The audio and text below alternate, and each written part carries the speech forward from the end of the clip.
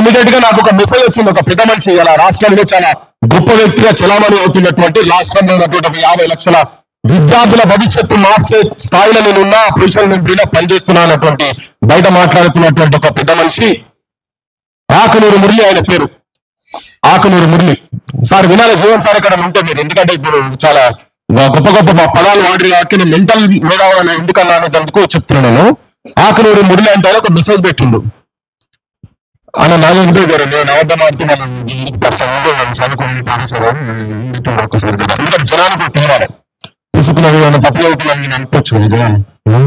ఇలా నేను చదివి అన్ననే చదువుతాను, ఒక ప్రొఫెసర్ సార్ కదా నాకు పంచాయతీ నేను ఏమైనా తప్పు చెప్తున్నాను అంటే వాళ్ళకు ఒక నిమిషం సమాజానికి తెలియాలి. వీళ్ళు ఏం తీసుకున్నారు, వీళ్ళు ఏం మాట్లాడుతున్నారు, వీళ్ళు అసలు ఏమని కొంచెం తెలియాల్సిన అవసరం ఉంది. ఒక్క సెకండ్ అన్న మెసేజ్ ఒక్కసారి చదువు ఈ మెసేజ్ అన్న జర ప్లీజ్. ఈ message Why Vinalakka and Prithvi are there in Nandakrishna Madhiga, a BJP guy. It is fine to support the cause of categorization, but working with Nandakrishna, who is opportunistic and supporting Manvadis, is questionable. Now request Prithvi to respond, please. Okay, ఇది ఒక్కటి కదా, ఇంకొకటి రెండు చదువు అన్నాయి. ఇదేంటి చదువు ఒకసారి కింద. I support categorization and I support to eradicate poverty in Madhigas. For that matter, from all castes, but Nandakrishna hate Ambedkar, hate other castes, promoted MRPS, which started collecting money by force from doctors and contractors, education institutions, and business people, which polluted the local society, and the BCs and the BCs started hating SCs because of his actions. Now he became hardcore BJP guy, which is the root cause of the casteism, and want to bring back Manusmriti. Okay విన్నారు కదా, ఇంకా చాలా ఉన్నాయి message, ఇంకా చాలా ఉన్నాయి. అంటే అందరినీ క్రియేట్ చేసుకున్నారు.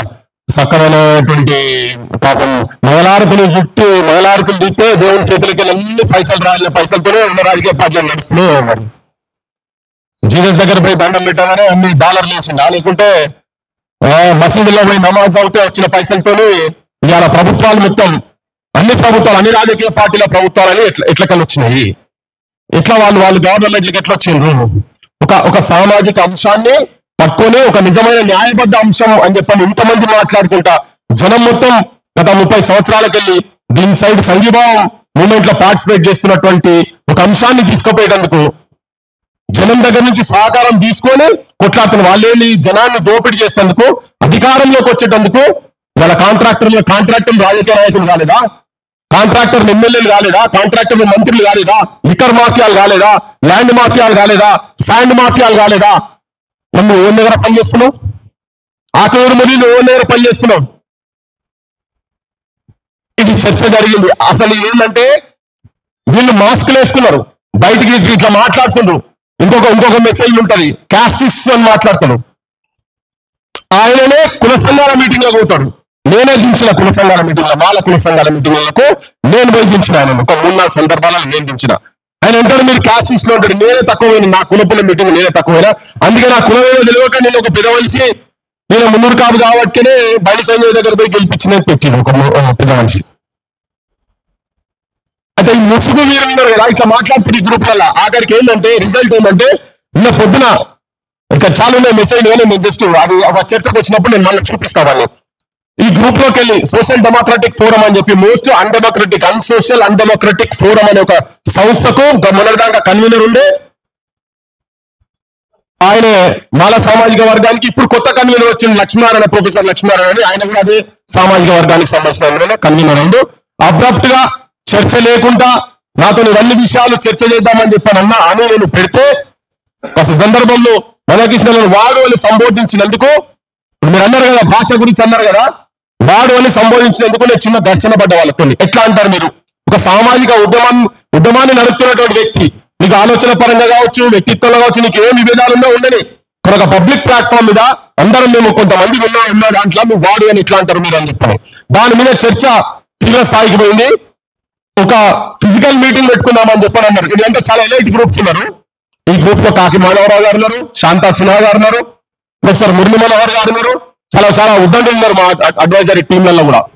సో ఉన్నోళ్ళు కూడా చాలా చదువుకున్నటువంటి వాళ్ళు, మేధావులైనటువంటి వాళ్ళు ఉన్నారు, అందరు ఉన్నారు.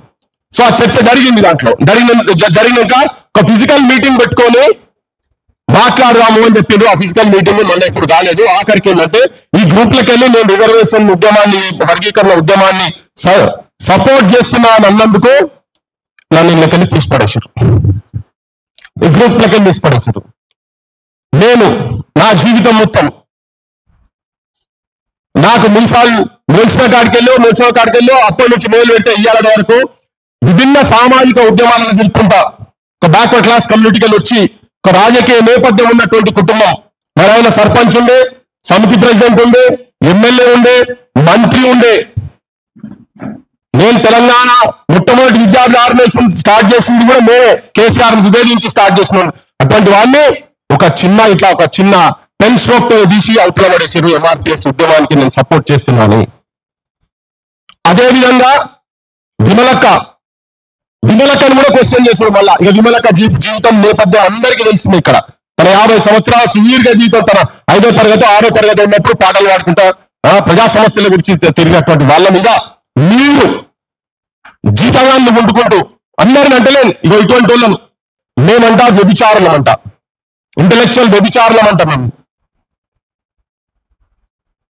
Intellectual prostitutes, brokers. ఈ పదాలు వాడిండు.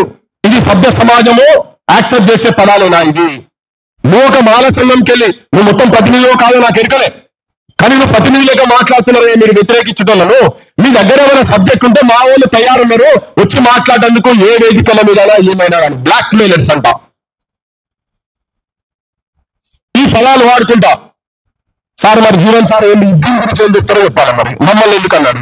నేనేం చేసినాం? మేము ఎక్కడ మాట్లాడినామా? మీరు అంటున్నారు ఇక్కడ అక్కడ అని అంటున్నారు కదా.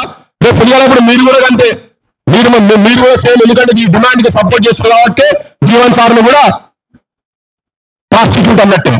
ఇప్పుడు వేదిక మీద ఉన్న అందరం అదే కథకు వస్తాం, మీరందరూ కూడా అదే కథకు వస్తారు. అరే ఎంత బడి తెగించి విచ్చలవిడిగా అంటే ఈ కమిషన్ మొత్తం ఫస్ట్ మోతీర్ కమిషన్ చైర్మన్ కూడా నువ్వు ప్రాస్టిట్యూట్ అంటావు అంతే కదా. ఉషా మెహ్రా గారు ఇచ్చేటువంటి రిపోర్టు దీనికి సపోర్ట్ చేసుకుంటూ ఇచ్చినవాకే వాళ్ళు ప్రాస్టిట్యూట్స్. నీకు సుప్రీంకోర్టు జడ్జిలు మొత్తం 7 బెంచ్ జడ్జెస్ మొత్తం అందరు జడ్జిమెంట్ ఇస్తే అందరు ప్రతి ఒక్క జడ్జిల కన్నా మీకు ఎక్కువ తెలివినది, మీకు అందరికన్నా ఎక్కువ రాజ్యాంగం మీద మీకు అవగాహన ఉన్నది. ఆకునూరు మురళి బ్యాచ్, నేను బ్యాచ్ లో కలపడానికి ఎందుకంటే బ్యాచ్ ఎంఎఫ్ గోపీనాథ్ వీళ్ళంతా మీకు అంతకన్నా గొప్పలు కాబట్టి చీఫ్ జస్టిస్ ఆఫ్ ఇండియా ఆయన కూడా మీకు ప్రాస్టిట్యూటా? వాళ్ళందరి జడ్జిమెంట్లు వచ్చిన తర్వాతనే మేమందరం మాట్లాడుతున్నాం ఇక్కడ, వాటి ఆధారాలను పట్టుకుని మాట్లాడుతున్నాము.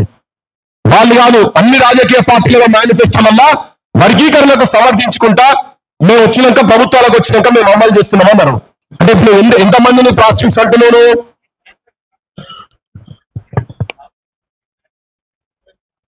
ఈ మేనిఫెస్టోలు మాయి. సో అయితే ఎవరెవరిని అంటున్నాను? కాంగ్రెస్ పార్టీ సోనియా గాంధీని ప్రాస్టిట్యూట్ అంటున్నావు. ఎవరు సపోర్ట్ చేసే వాళ్ళే మరి సపోర్ట్ చేసుకుంటే కాంగ్రెస్ మేనిఫెస్టో పెట్టింది కదా, అది పెట్టినావు కదా. మీ అధ్యక్షుడు కాంగ్రెస్ పార్టీ అధ్యక్షుడిని కూడా ప్రాస్టిట్యూటే, రాహుల్ గాంధీని ప్రాస్టిట్యూటే అను, ప్రియాంక గాంధీ ప్రాస్టిట్యూటే. మీకు మేము ప్రాస్టిట్యూట్లం అయితే వాళ్ళందరూ కూడా ప్రాస్టిట్యూట్లే. ప్రియాంక గాంధీ కూడా ప్రాస్టిట్యూటే కదా. బీజేపీలో ఉన్నటువంటి వాళ్ళందరూ అంతేనా? బీజేపీలో కూడా పెట్టింది కదా. వీళ్ళైతే మొట్టమొదటి దాంట్లో పెట్టిండు. కార్గే అదే మాట మాట్లాడిండు, రాహుల్ గాంధీ అదే మాట మాట్లాడిండు. ఆఖరికి రేవంత్ రెడ్డి మొన్న అసెంబ్లీలో చెప్పిండు, ఆయన కూడా అదే మెంటల్ మేధావి, లేకుంటే ఆయన మేధావి కాదు నాకు ఇరకలే, కానీ ఆయన కూడా ప్రాస్టిట్యూట్, బ్రోకర్, స్మగ్లరు ఇవన్నీ పదాలు వాడి ఇట్లా అవమానపరుస్తున్నారు కదా. అంటే ఎందుకు? అసలు చర్చ ఎక్కడ జరగాలి? అసలు చర్చ వర్గీకరణ న్యాయమైన డిమాండా కాదా? ఎట్లా అన్యాయమైన డిమాండ్, ఇలా న్యాయబద్ధమైన డిమాండ్ అని చెప్పి తీసుకొస్తున్నారు. దీంట్లో ఏమన్నా నేను చూడలే, కానీ హెడ్ లైన్ చూసి చెప్తున్నా. నీకు అన్యాయం ఎట్లనో నువ్వు తీసుకురా. నువ్వు ఒక 10 మంది ఇదే సామాజిక వర్గాలకు సంబంధించినటువంటి మేధావులను, లేకపోతే నీకు సంబంధించినటువంటి ఎవరో మేధావులు అనుకుంటున్నావో తీసుకురా, కూర్చోబెట్టి మాట్లాడతామని. అరే మా అన్న కూడా ఉండే మొట్లాడడం పై కూడా ఉండే తన కూడా అదే కోవలకు చెందిండు జీవితాంతం తీసుకుందామని తిరిగి ఆఖరికి కమిషన్ తీసుకొని వచ్చి దాంతో న్యాయం చేస్తాంటే తీసి అవతల వచ్చి ఇక్కడ కూర్చున్నాడు ఇప్పుడు. కానీ తన కూడా చెప్పిండు తన కూడా ఎట్లా అన్యాయం జరుగుతుందో అందరి గురించి మాట్లాడి మీకేం అధికారం ఉన్నదని మాట్లాడుతున్నాను. నేను పొద్దుగా చెప్పిన మళ్ళీ ఇప్పుడు చెప్తున్నా, కుక్క బుద్ధి కుండ కాడ తెలుస్తుందట. కుక్క బుద్ధి ఆడ తెలుస్తుంది, కుండ కాడ తెలుస్తుంది, కుండ కాడ పంచాయతీ కరెక్ట్. కుండ మంచిగా బండి ఉన్నది ఈయన తీసుకునే లోపల అది పట్టుకొని అలా కొట్టి పట్టుకొని తినుకుంటూ పోతా అని చెప్పాను. అంటే అది కాదు అని మనసంటలో మాట్లాడుతుంటే మన మీద వాళ్ళు దాడి చేస్తున్నారు.